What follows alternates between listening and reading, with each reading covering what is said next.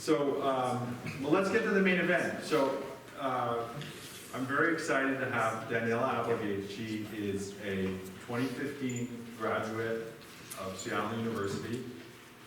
She started in education, in curriculum development, and now is in cybersecurity. And that seems like a natural transition, doesn't it? So I'm gonna let her tell you about that transition. But we're super excited to have her. She also is a successful awardee and a participant in the Jones Progress Awards, which is one of our programs which is generally open to alumni, and during which they participate in a 6-month milestone-driven program and are eligible for winning $10,000 in grant funding. I've recognized some of my students this year, and they know that I've been pushing this on them because they're all seniors and they're leaving, and I don't want them to leave. So, Jones Progress Award. I'm going to invite Daniela up and have her talk a little bit about her entrepreneurial journey, and then we're going to have a chat, and then we're going to open it up to questions so that you can find out more than the things that I haven't asked Daniela. So Daniela, please come up.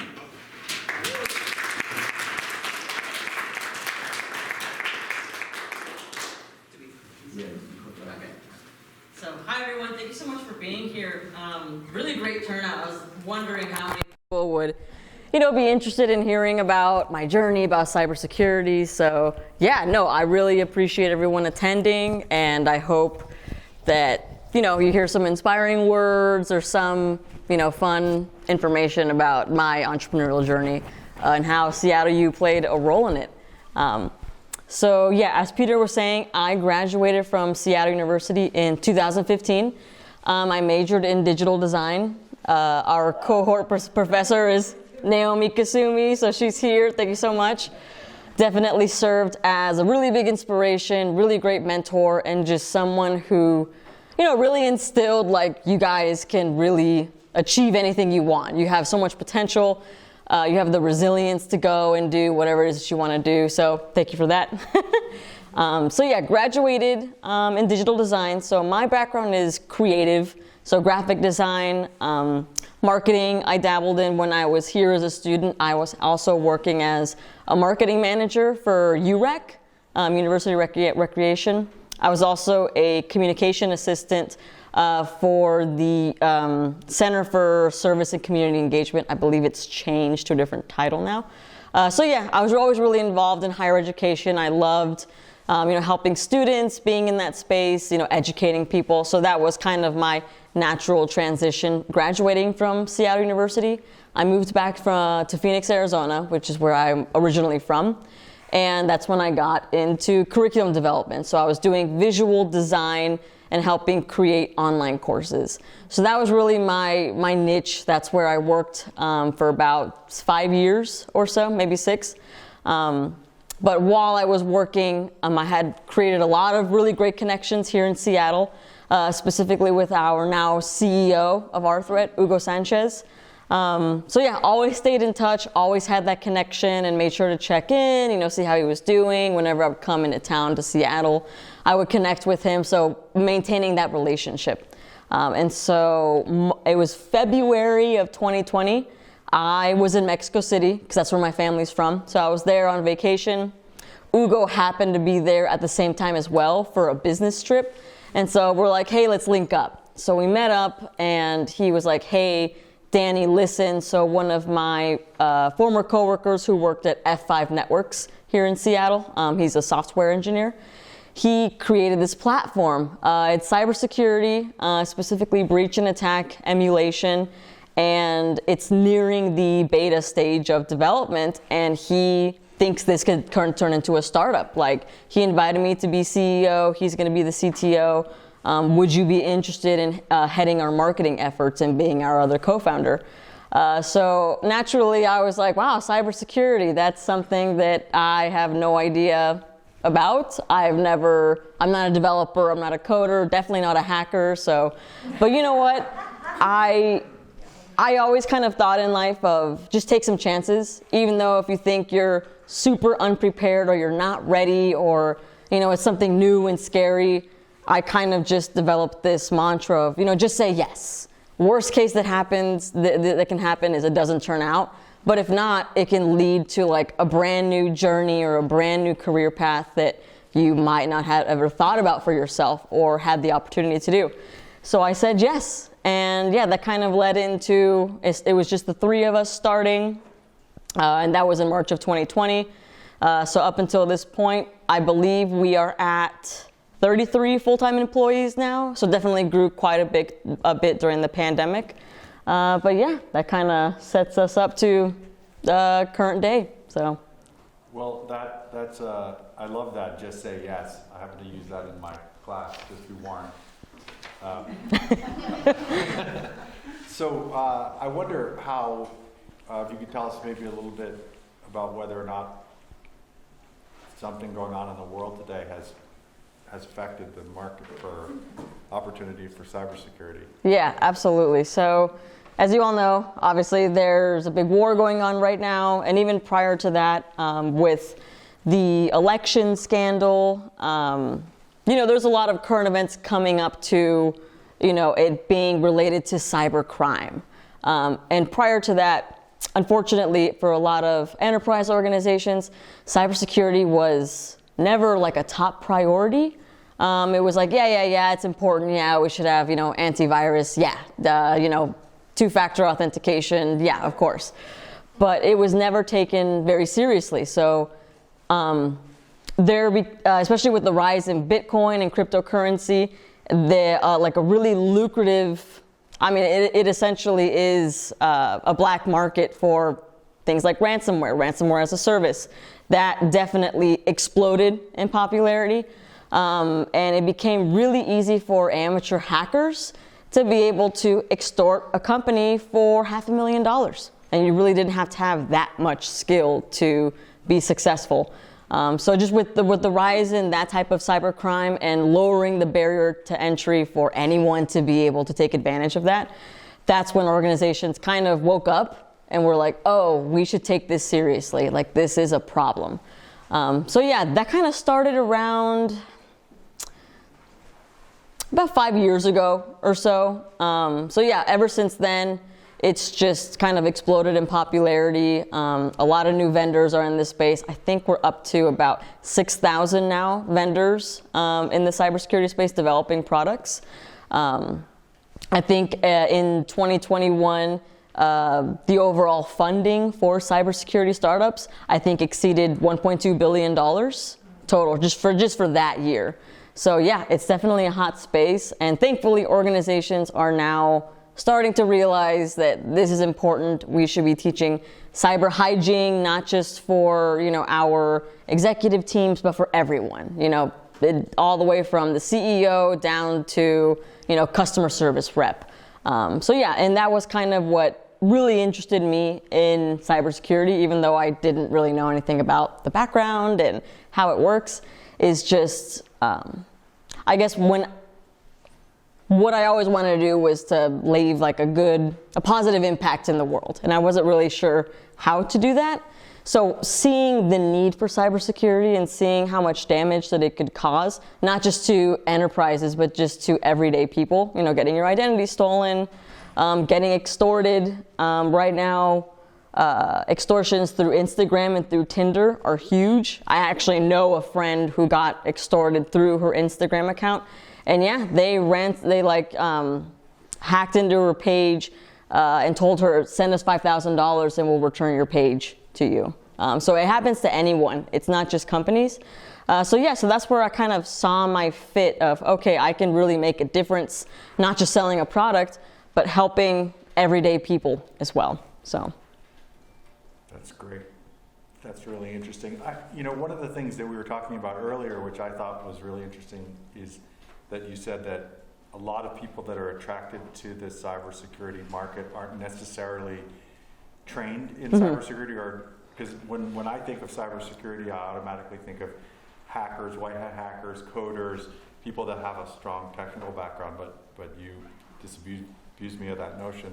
So the people come from a lot of different backgrounds. Maybe you could.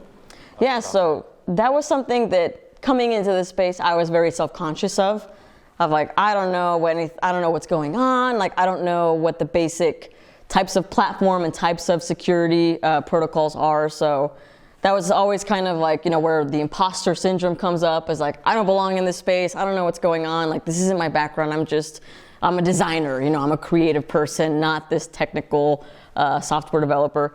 But then I started to see, just by networking and talking to people, that this space, because there is such a big need for cybersecurity professionals right now. I think there's about, like, the last statistic that I saw, it's about 1 million job vacancies in North America of, unfilled positions in cybersecurity.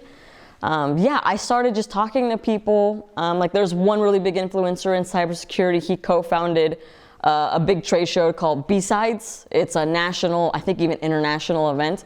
And when I spoke with him, his background, he was a car mechanic.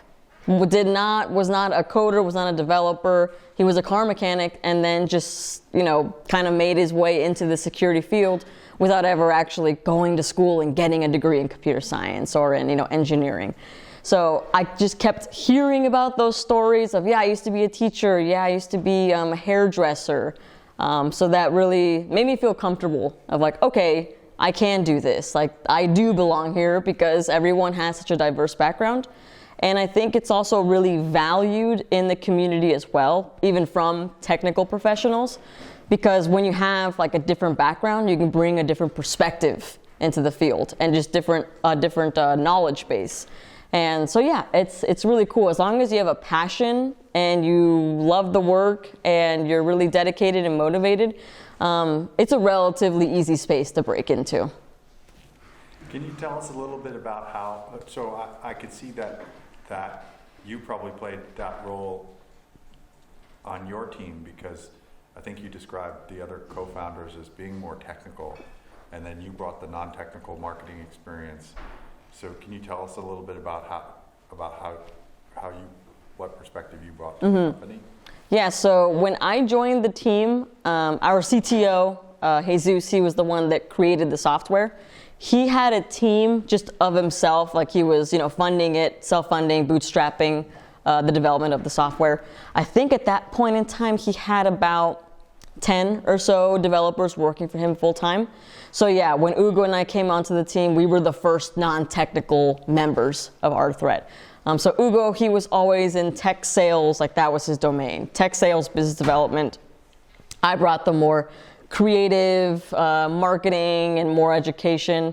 It just it ended up working out, especially when we were trying to figure out what's our value proposition. Because what we created, it was in a space that did already exist. The space is called breach and attack simulation in cybersecurity. And I think at this point, there were probably, well, at least back then when we first started in 2020, there were about 5 or 6 major players who were well-established, well-funded, but they were doing simulation. So they were just simulating attacks. So I guess I'll give an overview of what rThreat actually does. So backing up a little bit, so rThreat, we're a breach and attack emulation platform. So how I like to describe it is think of rThreat as your dress rehearsal for cyber attacks, or your live fire exercise for cyber attacks, if you're from like a military background. So what we do is our platform, we essentially set up a virtual environment, so almost like a digital twin of your company's infrastructure, and we essentially send malware to it and see if your security defenses can actually stop the incoming attack from actually infiltrating your system. But see, the difference that we were doing, and that was really scary, is that with simulation, companies are using defanged malware. So it's the code, but the malicious parts of it that can actually infiltrate something and they can actually execute the attack, that execution part didn't exist. Because obviously when companies hear that, we're going to deploy and execute a ransomware sample on your network, it's a little scary, and it makes people really nervous of, well, what if something happens? What if it, escapes the container that it's in and infiltrates, our actual network? So that was the main focus of the industry, is just simulated attacks. It'll kind of give you a somewhat accurate perspective of, okay, if you were involved in a real security breach, what you might be okay, you might not be okay, but it was never 100% sure because they weren't using live malware like the real attacks. So our approach was, we're going to use live malware because that's really the only way you can be sure if you're going to be protected in the event of a cyber attack or not. So that was our approach, and explaining that to people, and in a way where it doesn't incite fear, it doesn't make people nervous or cause confusion, was really difficult for us. Like, that was one of the biggest things, is like, how do we tell that story so people still trust us and they still want to get a free trial of our platform. So that's kind of like where the creativity and the education, from my background at least, came. Is like, okay, how do we tell this story? How do I help people understand why emulation is better than simulation, and why you actually need to emulate attacks so you can really be sure if you're going to be safe or not, and if your security controls are working as they should. So getting them to understand why they should pick emulation in the first place, but then explaining how they will be safe. So yeah, kind of like creating that pitch deck, that essentially that script of how do we explain this without making people nervous and wanting to run away and be scared. So yeah, it was a cool approach of just being able to kind of craft that story. Well, it must have worked. So can you tell us, I know that you took advantage of some of our programs that are offered by Albers and the Innovation Entrepreneurship Center. I wonder if you could tell us a little bit about your experience with the Jones Progress Awards. Yeah, it was excellent. Honestly, when I was a student here, I didn't even know these programs existed. So that's like a really big regret of mine once I found out, oh wow, you offer all of these programs, not just for alums, but also for current students. So yeah, any current students here who are at least a little bit interested in entrepreneurship, or just putting yourself out there and kind of experimenting, getting good at like writing business proposals, or even like public speaking, presenting, I absolutely encourage you to all take advantage of that, because I definitely would. And going through the Jones Progress Award made me see the value in programs like that. You're in a safe space. You're connected with mentors during that 6-month program to kind of guide you through. And you just ask, your stupid questions in your mind, even though no question is ever stupid. But it's just it's a safe space for you to learn, get advice from people who have either invested in companies, they founded their own companies, they're in the space, they're doing the work as well. So yeah, it was an invaluable opportunity. We learned a lot, specifically with compliance. That was a really big thing, that going in, we had no idea that we had to comply to certain federal regulations, just given the nature of our product. So that was, right off the bat, one of the biggest things. Priya, she's an attorney that was a mentor on our team. That was the first thing she asked. She's like, are you following compliance? Like, what does that look like? And we were like, compliance? Oh, we're supposed to do that? So yeah, just really important things that I would have never thought of as a founder that I have to know or do. Coming from these people. And again, it's all like in a safe environment, so where it's not embarrassing to say, oh, I don't know that, or, oh, so I was doing the complete opposite. We kind of struggled a lot with that, that through the Jones Progress Awards kind of made us rethink our strategy. Because in the beginning, especially for early stage startups, when you're bootstrapping, you're low on cash flow and you're kind of panicking because it's like, how are we going to be sustainable? We need to be full time, but how are we going to pay our bills? Like, we can't afford a salary. So something that I think is at the forefront of everyone's minds when you first start as a founder is, I need to secure investment. I need to talk with VCs. I need to start raising a pre-seed round, a seed round of funding. So that was kind of our approach in the beginning of like, okay, we need to close like a $2 million seed round. We're totally going to do this without actually having not sold the product. So we quickly found out through the Jones Progress Award of, no, it doesn't work like that. You need to sell the product first, get a certain amount of annual reoccurring revenue, and then from there, build that relationship with these investors so they can see your progress and, what enterprises are working with you, what's your traction like, what's the team like. So yeah, that was kind of a thing that we realized we had completely backwards when we started the program. So yeah, just things like that of just invaluable information that was gained that really saved us a lot of time and a lot of headache had we not actually followed their advice with what they were suggesting for us to do. So yeah, I highly recommend anyone, whether you want to be an entrepreneur or you're not sure if you want to be an entrepreneur, there's no harm in just taking advantage of the program. And worst case, you just become more business savvy, you learn something new. So yeah, I really, really enjoyed my time with as a part of the Jones Progress Awards. Well, thank you for the sales promotion. Of course. But also to be realistic about it, it's entrepreneurship is hard and it doesn't always go well. Mm-hmm. So maybe you could share some of the struggle. Yeah, of course.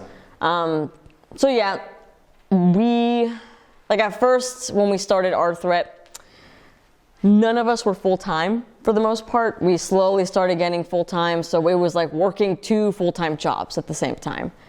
So it was really difficult. Thankfully, during the pandemic, that was kind of like a blessing in disguise for us.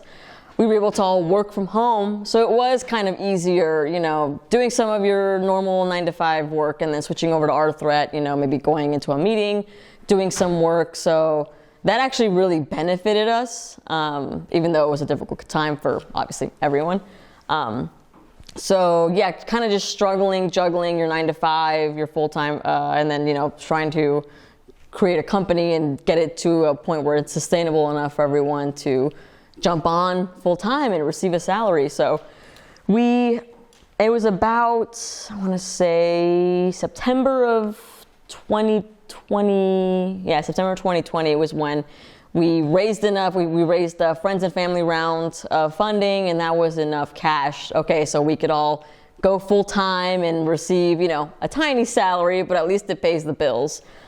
So we all did that, and it was really great for a long time, but then we started to expand our team. We started hiring more VPs, started hiring more software developers, and assuming that this would look really good in the eyes of investors, because look at all the great people we're attracting. Look at all of these people who worked for giant cybersecurity firms like FireEye and Mandiant and Cylance, BlackBerry.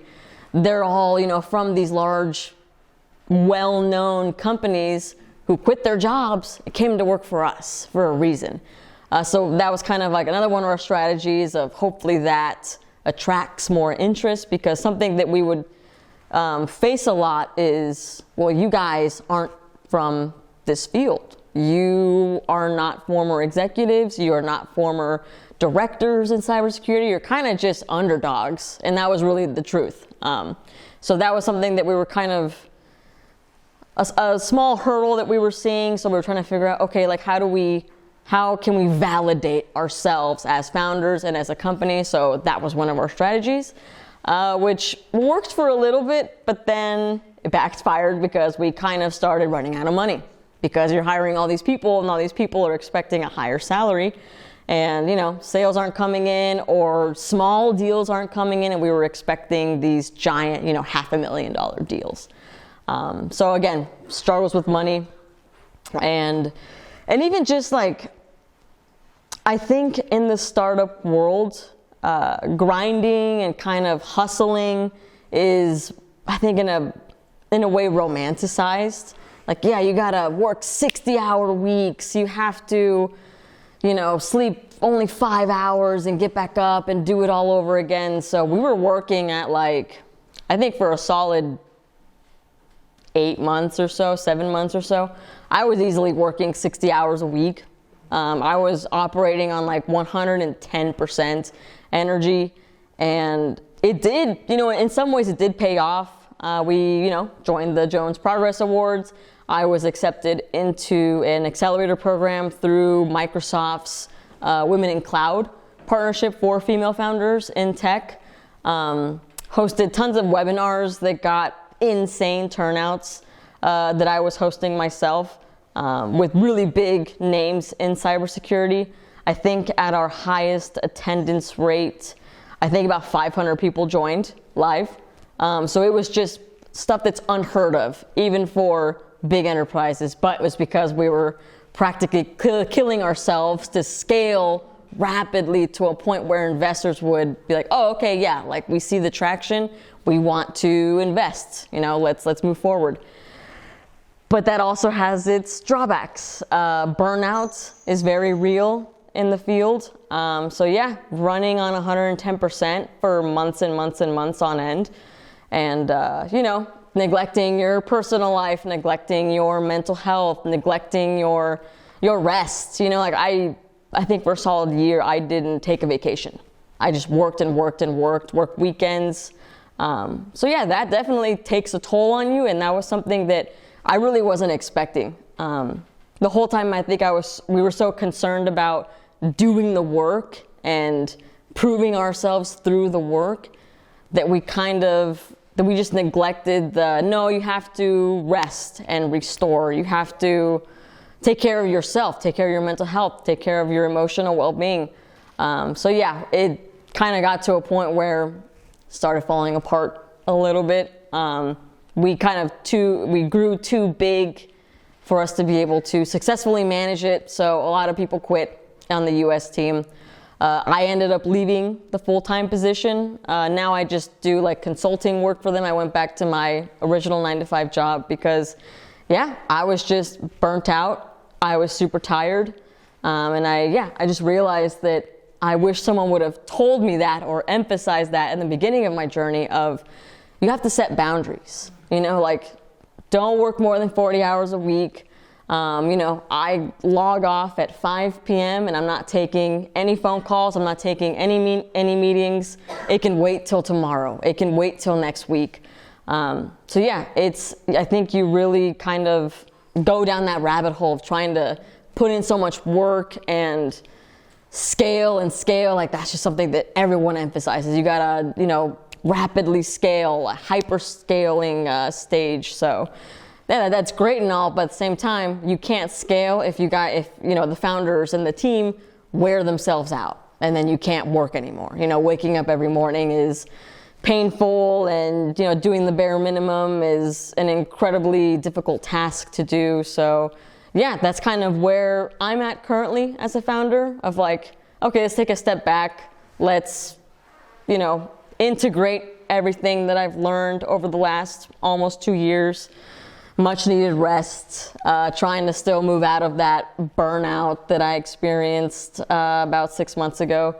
So yeah, it made me realize that founders' journeys, it's not just like a straight path. Like it's like hopscotch. You're going one way and then you go the other way and then you might do some somersaults and you might go up, you might go down, you might go forward like 5 steps back. So yeah, at first I kind of felt, you feel a little bit like you failed or that you did something wrong and you made a mistake. And it took me kind of a while to get out of that mindset. So yeah, I'm just still in that stage of rethinking everything, learning from the mistakes that we made. But I don't regret it. I think people are afraid of learning from failure. You're so afraid of failing or making mistakes that, you just focus on trying to do the right thing, trying to succeed. But I think you can find just as much valuable information and knowledge in failure that you do in success. So yeah, it's just, not everyone's founder journey isn't the same. Everyone's is different. So that was a really big lesson that I learned. That's huge. I appreciate that story, and I'm sure everyone else does too. It makes me think of, when you were telling it, I kept thinking of, hearing this voice saying, put your oxygen mask on first before helping others. Mm-hmm. That's what I kept hearing. Yeah. I think that's what you're saying. Yeah, exactly. It's a good lesson. Yeah. Well, I'm sure the audience has questions too, and I want to give them a chance to ask questions. So, so do you have questions for Danielle that you'd like that I haven't covered? Yeah. What is the difference between simulation and emulation? I know you explained it a little bit, but I just didn't quite grasp that. Yeah. So really what the main difference is with simulation, you are using, as I said, defanged malware. So a lot of times it would just be the tactics, techniques, and procedures. So just, those elements and kind of testing them out. Just really hypothetical scenarios. Tabletop exercises, that also counts like a simulation of if someone were to use this malware and if, they would attack, this part of your infrastructure, what would that look like? What is your incident response plan? Would you be able to catch it? Versus emulating it is, actually using the live malware. How we would do it is it would be through a virtual machine environment, and we would install our agent onto the company's machine that they're using, that they have the virtual machine going on, and then we would just send packets of whatever malware group that we wanted to test out, and that will essentially, because in that virtual machine, it contains all of your security software that company is using. So let's say you have CrowdStrike, you have McAfee, you have Sentinel-1, whatever, your endpoint detection and response, your SIM platforms, everything that is on your company's infrastructure is loaded onto that virtual machine. So your platform will actually pick up those incoming attacks. And it'll say, yes, we detected, this,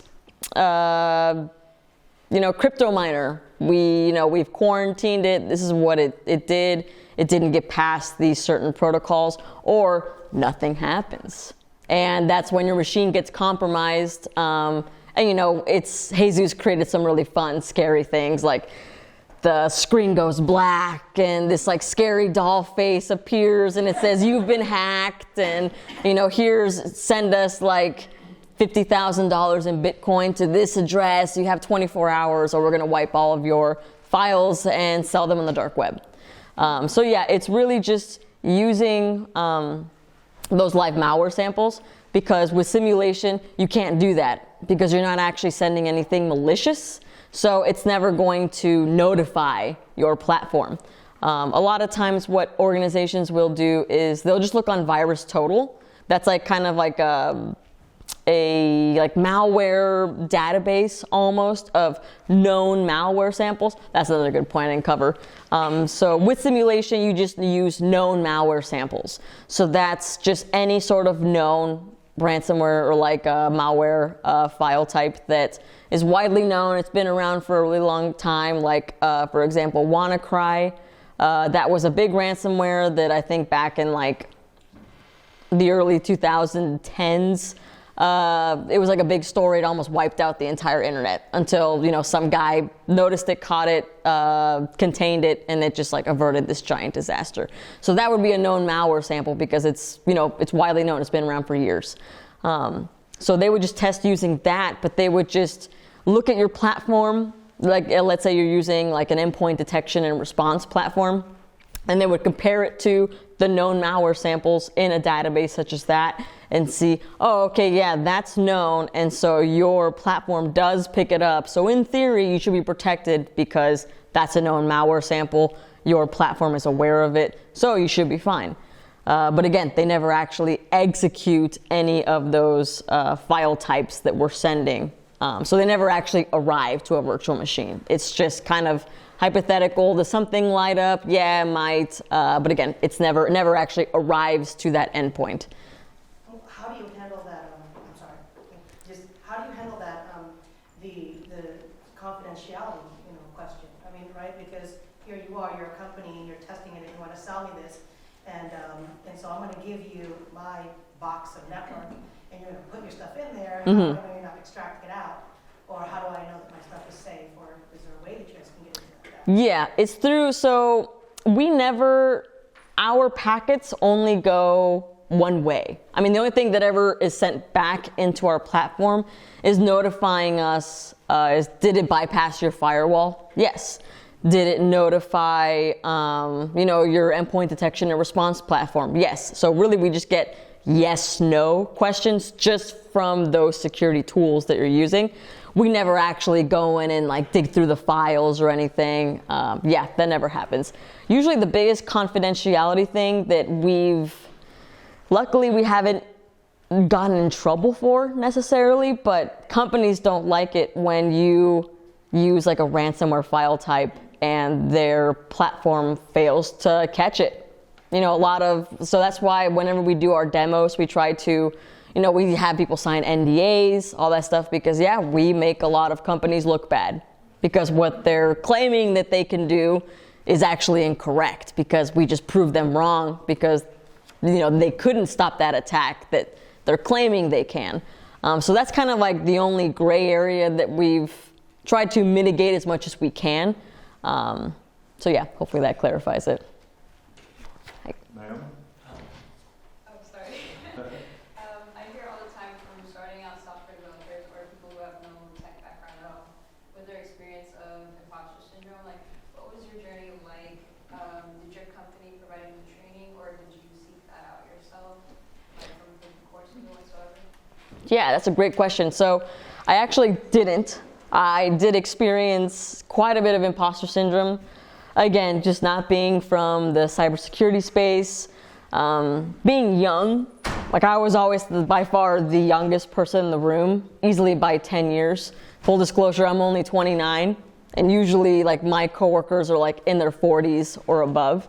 So it was always kind of interesting when like you're the boss, but everyone could be like your parent, So that was always kind of, it makes you nervous, and it kind of is, it puts you like in a weird spot of, is this, like, should I be doing this? Like, is this okay? Do people kind of, not believe my worth or what I can bring to the team? So that was a big one. Also just being a woman. In cybersecurity, it's a very much a male-dominated industry. Same thing with investors. Most investors are men. So I was always the youngest person in the room and also the only woman, like the woman in the room. That was something that I did. I wasn't proactive in that. And again, that's something that I wish someone would have emphasized when I first started this journey is, you need to find support. That's why I soon realized the importance of networking. Finding mentorships, joining like support groups or just groups of like women in security or, founders, like early stage founders companies, groups, I mean. So that was just something that I neglected and I regret that part. I wish earlier on I would have established those, compassionate relationships of someone you could confide in, someone who can, if you were really upset because something didn't go according to plan, or even if you're just feeling, self-conscious, someone who could validate, like, yes, you belong here, yes, you can do this, it's scary, but you are in the right place where you're supposed to be. That's something that I absolutely advocate now is, even if you don't want to be a founder, you don't want to start your own company, if you just want to be a software developer, find those groups, find those mentors, find those people who you can lean on for support, because just in any field, it doesn't have to be like an executive or leadership role, you experience imposter syndrome. That was something that, again, I didn't pay much attention to until it was too late. That's something that I recommend for everyone, regardless if you want to be a founder or not. Yeah, I was going to ask you, you said that the managers always seem to get upset when you prove them wrong. Mm-hmm. But that is the goal. Yes. And so the problem with that is I've dealt a lot with security managers. What techniques do you use to massage the ego? Get over that. Yeah. So, I think the best approach that we've seen is just talking about their ROI.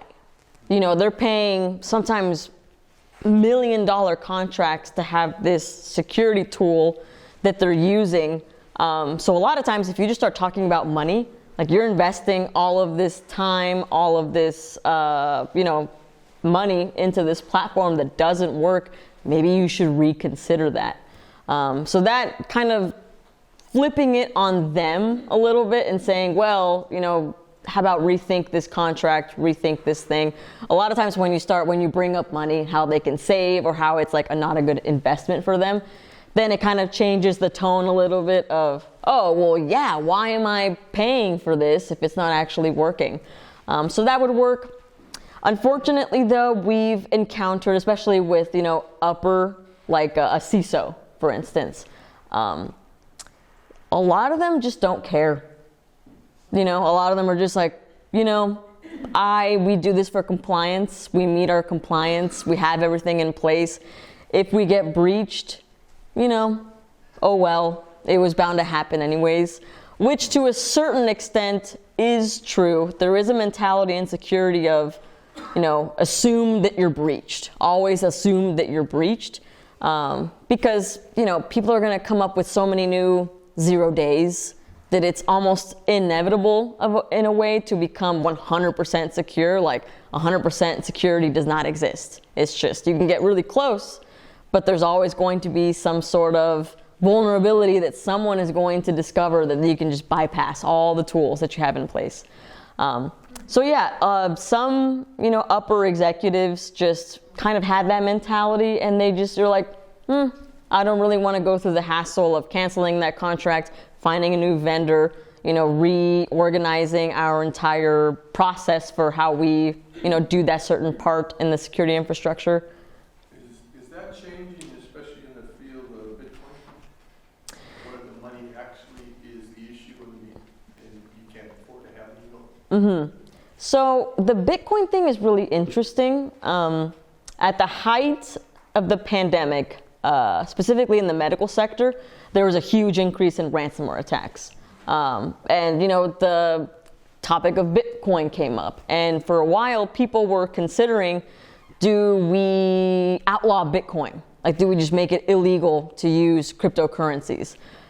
In an efforts to see if we get rid of that, or make it so you can't be anonymous. You can't do cryptocurrency transactions anonymously. The government has a way to track that and figure out who you are.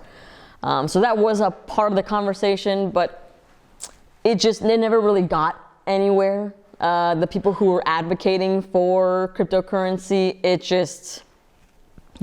never really gained traction.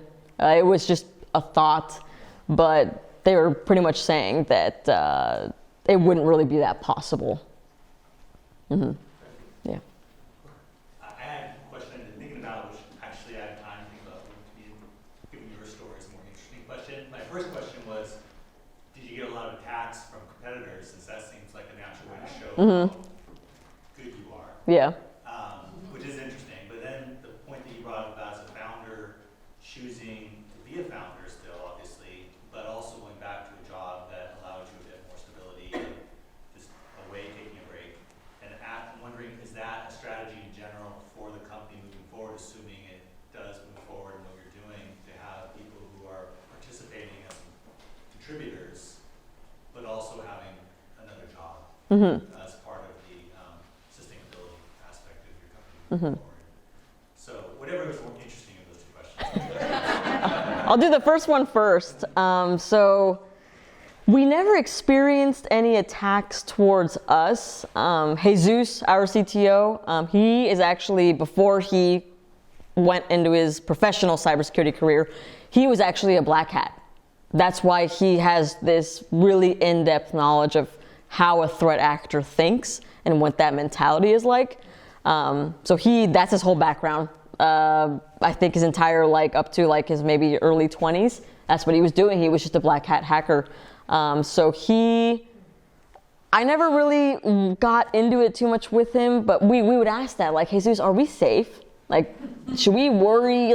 We're getting a lot of traction. There's we're getting more notoriety, you know, should we be concerned? And he was like, no, don't worry, I have it. No, don't worry. Like, if someone tries, like, they're gonna have a really bad day. I was like, all right, I don't know what that means, but I trust you. So nothing happened. However, the concept of social engineering, which I didn't know about prior to getting into the industry. So essentially what that is someone kind of just influencing you and talking to you and getting you to kind of reveal information unknowingly, or just, you know, like a way of, kind of like manipulation. You know, personally, they're like they're pretending to be, let's say, a potential client. They're asking you a lot of questions. They're super interested because they're trying to extract information from you.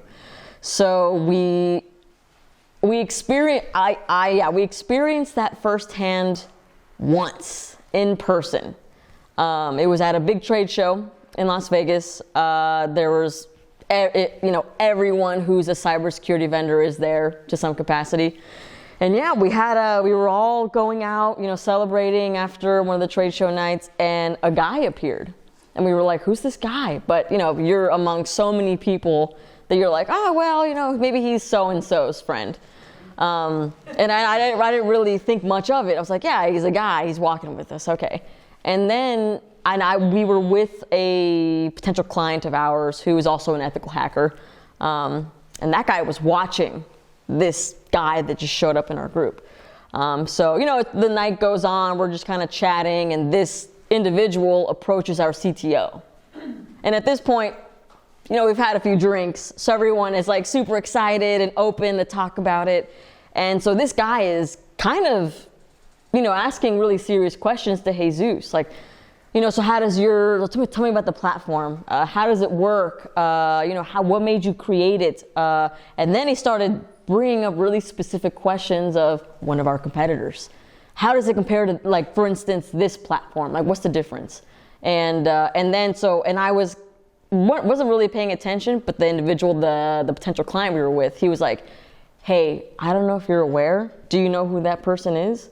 And we're like, no, I don't know. I think he's a friend of someone. And he was like, well, I don't like the questions that he's asking your CTO. Like, you might want to intervene because he might say something that this person shouldn't know. So yeah, it ended up, we never really got the full story of who it was, but we're pretty sure it was someone from one of our competitors just trying to get more information.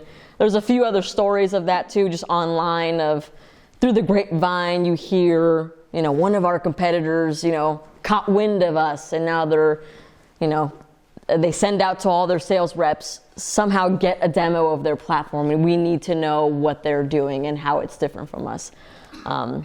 So yeah, nothing, we never experienced a cyber attack, but, you know, people. Other business possible. Yeah. And then, sorry, what was your second question? About just like your own journey and the possibility of having people that are with established companies working with startups, and how that's looked upon, how you look upon that.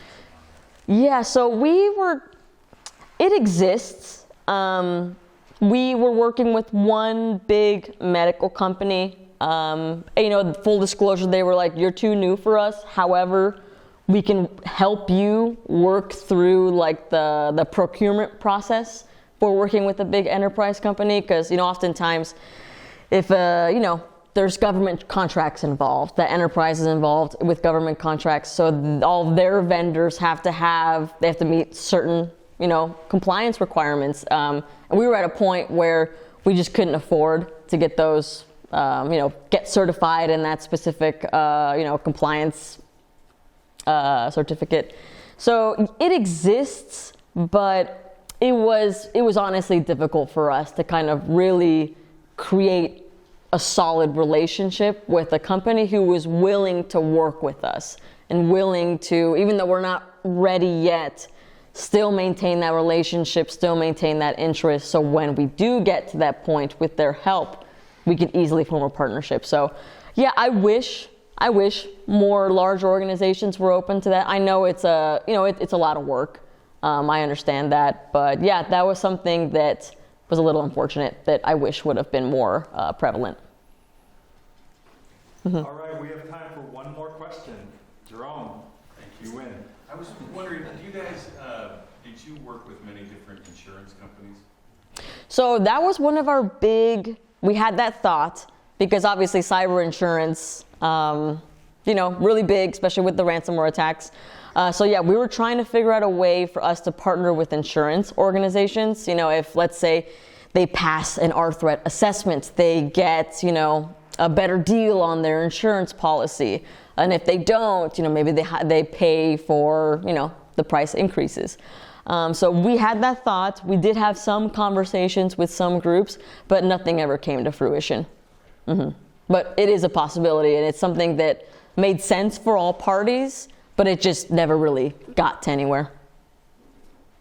All right, well, Daniela, thank you so much for being here. It was a great talk. We learned so much, and please join me in. Thank you.